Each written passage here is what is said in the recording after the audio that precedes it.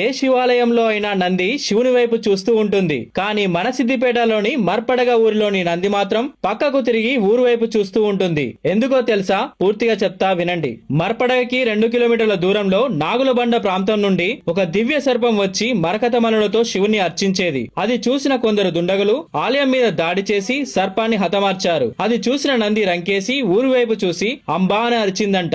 అందుకే ఆ నంది ఊరు వైపు చూస్తున్నట్టు కనిపిస్తుంది. సర్పం యొక్క పడగ పడిన చోటు మర్పడగా అయిందని, తోక పడిన చోటు తొగట అయిందని, నడుం పడిన చోటు నాచారం అయిందని, దౌడలు పడిన చోటు దుద్దడయిందని చరిత్ర చెబుతుంది. ఈ ఆలయం కళ్యాణ చాళుక్యుల కాలం నాటిదని, ఇక్కడ స్వామివారిని దర్శించుకుంటే సంతానం లేని వారికి సంతాన ప్రాప్తి కలుగుతుందంట. ఈ గుడి పక్కనే విజయదుర్గ అమ్మవారి గుడి ఉంటది. తెలంగాణ ఉద్యమం సమయంలో కేసీఆర్ గారు ఇక్కడికి వచ్చి తెలంగాణ సిద్ధిస్తే ఆయుధ చండీ యాగం చేస్తానని మొక్కగానే 45 రోజుల్లోనే తెలంగాణ వచ్చిందంట. ఈ శమీ వృక్షానికి దీపారాధన చేసి ప్రదక్షిణలు చేస్తే శనిపీడ పోతుందంట. అలాగే ఇక్కడ రావి చెట్టు కింద నాగదేవత గుడి కూడా ఉంది. శ్రీ విజయదుర్గ సమేత సంతాన మల్లికార్జున స్వామి క్షేత్రం సిద్దిపేటకి 10 కిలోమీటర్ల దూరంలో ఉంది. గ్రామం మర్పడగా, మండలం కొండపాక, సిద్దిపేట జిల్లా.